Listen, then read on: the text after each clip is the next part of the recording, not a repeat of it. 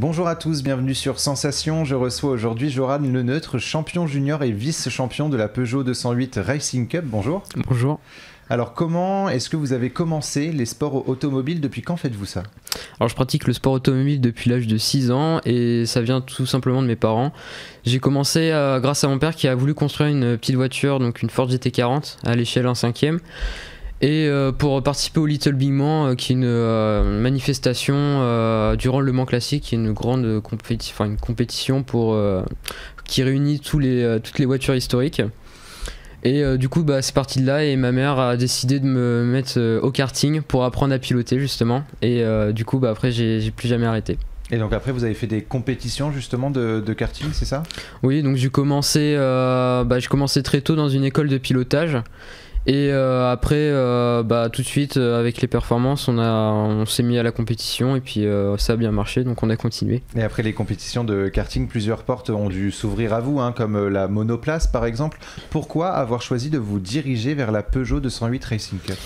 Alors en fait tout ça s'est déroulé durant l'année 2020 parce que c'était une année de Covid, donc forcément toutes les compétitions de karting et de voitures c'était un peu annulé, et donc du coup oui c'est vrai que plusieurs portes se sont ouvertes comme la monoplace, donc on a essayé la Formule Renault 2.0 avec un stage que j'ai gagné avec la carte mag, et aussi la Formule Renault historique. Donc il faut savoir que par rapport à la 208 que j'ai testé justement en hiver 2020, c'est un style de pilotage très différent. Monoplace on va être plus dans l'attaque alors qu'une 208 ça va être plus fin, donc forcément moi c'est ça qui m'a fait plus pencher vers la 208 que vers la monoplace. Et alors vous pouvez compter sur des partenaires ou des sponsors qui vous aident dans cette aventure. Qu'est-ce qui vous permettent justement dans votre évolution? Ils vont nous permettre de concrétiser un budget pour nos saisons à venir. Et aussi un soutien en termes de au niveau des personnes, du social, tout ça pour agrandir notre carnet. Et oui voilà, ça serait plutôt ça. Et vous venez d'être sacré champion junior et vice-champion de la Peugeot 208 Racing Cup. Quel est le bilan que vous faites de cette saison? Avant tout c'était une année d'apprentissage. On s'attendait pas forcément à être tout de suite performant. Donc du coup, forcément les premières courses, j'ai dû apprendre un peu de toutes mes erreurs. Et donc forcément on en a commis beaucoup, et c'est pour ça qu'après ça a été compliqué de revenir aux avant-postes. Mais bon, après on a réussi, puis ça s'est bien déroulé sur la suite de la saison, donc on peut être très satisfait pour une première saison. Et qu'est-ce que ça demande selon vous comme compétence justement quand on est pilote? Quand on est pilote, il faudrait avoir beaucoup de persévérance, parce que des fois on connaît des moments hauts comme des moments bas, et il faut savoir se relever. Et puis après, je dirais avoir confiance en soi aussi. Parce que être devant un départ avec 36 voitures ou une cinquantaine de voitures, c'est vrai que c'est pas donné à tout le monde. Et de la concentration aussi, et pas mal de rigueur. Et qu'est-ce que ça vous fait d'être vice-champion à votre âge? Parce que c'est pas une activité finalement que tous les jeunes font. C'est surtout, on se sent privilégié, parce que c'est un sport qui est pas très très connu, à part la F1 ou les catégories inférieures à la F1, mais c'est vrai qu'on se sent assez privilégié par rapport à ça, quand on voit que les jeunes de notre âge par exemple ils font pas tous forcément ça, donc c'est plutôt privilégié. Et alors quand on parle d'un sport comme celui-ci, on peut imaginer que les parents peuvent être un petit peu inquiets. Au début de l'interview, vous nous aviez dit que finalement vos parents vous soutenaient et vous ont fait baigner justement dans cet univers. Vos parents aujourd'hui, c'est finalement un soutien important pour vous? Oui, c'est grâce à eux que je suis là aujourd'hui, que j'arrive à faire mon sport.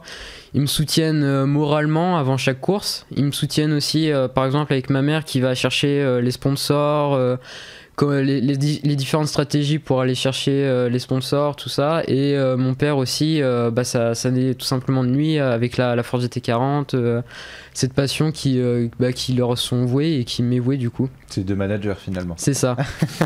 Vous allez intégrer la filière Endurance Prototype et Grand Tourisme en 2022. Alors pouvez-vous nous expliquer un petit peu ce qu'est cette école? Alors la filière Endurance, c'est un programme qui se déroule sur 3 ans, où on va apprendre justement tout ce qui est gestion d'un site web, tout ce qui est parcours d'un pilote, aussi des cours de pilotage bien sûr avec Jean-Bernard Bouvier, donc un pilote professionnel. Justement dans le but de se professionnaliser dans le domaine, même si il n'y a pas une garantie forcément au bout du bout, mais ça ouvre quand même des portes parce que il y a un bon carnet d'adresses, enfin voilà. Alors vous êtes justement en première, hein, vous préparez les premières épreuves de bac. Est-ce que c'est pas trop compliqué justement d'allier la vie de lycéen à celle de pilote, et comment est-ce que vous allez faire pour suivre cette formation en même temps de vos études? Bah ça demande beaucoup d'organisation. Par exemple avant une course, je sais que par exemple si j'ai des devoirs pour la semaine prochaine, je m'avance une semaine avant, donc ça demande pas mal d'organisation.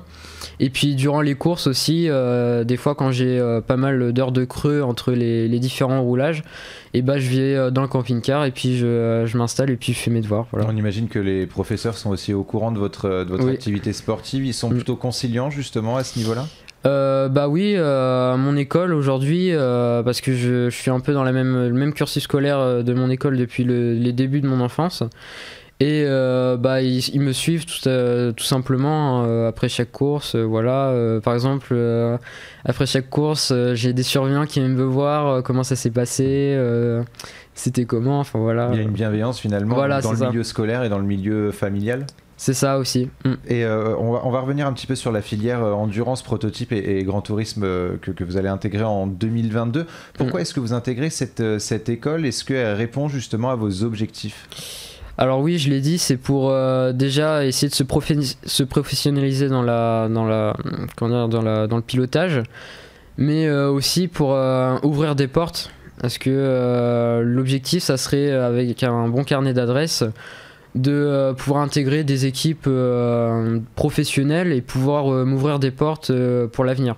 Justement, dans 10 ans, qu'est-ce qu'on peut espérer pour vous dans 10 ans? Le but ultime, ça serait de devenir pilote professionnel. Après, si jamais c'est pas le cas, il faudrait toujours avoir un plan B. Donc c'est pour ça que continuer les études, c'est très important. Faut pas arrêter, et c'est pour ça que c'est ce que j'ai comme objectif de faire. Et quels sont vos objectifs pour la saison 2022? On va revenir un petit peu au présent. 2022, ça serait de faire le TC. Donc le TC, c'est un championnat qui est intégré au meeting ESERO, donc FFSA, donc c'est la Fédération Française du Sport Automobile. Et donc ces meetings, ils donnent une grande visibilité, parce que justement sur les meetings TC, déjà c'est des compétitions avec des voitures plus puissantes que la 208. Et on a aussi des équipes professionnelles qui sont sur les lieux et qui concourent dans d'autres catégories que nous. Et justement, ça peut, si on joue devant, pouvoir se faire repérer pour la suite. Et vous êtes, c'est un sport qui vous anime, que vous souhaitez pratiquer encore longtemps. Est-ce que vous avez peut-être des conseils à donner à ceux qui voudraient se lancer et qui n'osent pas, et peut-être même rassurer les proches finalement de ces personnes? Je vais dire un peu comme les grands pilotes de F1, faut croire en ses rêves. Quand on a une envie, quand on a une idée en tête, c'est de la poursuivre, et puis de jamais rien lâcher, et puis continuer comme ça. Et vous aviez évoqué en début d'émission justement cette crise Covid qui a un petit peu freiné l'activité. Là c'est bon, elle a pu reprendre Alors c'est pas sûr, parce que là il y a une réaugmentation des cas ces derniers mois, donc la saison 2022 elle est pas encore confirmée. Toutes les dates ont laissé, mais elles sont pas encore confirmées. Ça va dépendre de s'ils mettent un confinement ou pas, enfin voilà. Et alors, est-ce que vous comprenez, moi par exemple, qui ne suis pas très sportif, j'y connais rien non plus au monde des voitures, comment est-ce qu'on pourrait faire pour intéresser justement les personnes qui sont un peu réticents à ce sport? Pourquoi c'est un sport intéressant? Tout simplement, après c'est pas le cas dans toutes les catégories, mais il y a quand même de l'action entre les pilotes, ça se chamaille beaucoup. C'est un sport aussi où il y a de la stratégie quand même. Entre les arrêts au stand, tout ça, on peut le voir en F1. Il y a un paquet d'ingénieurs qui sont derrière. Et aussi, non, c'est tout. Vous, c'est surtout vivre votre vie aussi à 300 à l'heure. C'est ça. Merci beaucoup, Joran Leneutre, d'avoir été avec nous sur Sensation. Donc, je rappelle que vous êtes pilote en Peugeot 208 Racing Cup. On peut suivre votre actualité sur votre site joranleneutre.fr ou sur votre page Facebook Joran Leneutre Athlète.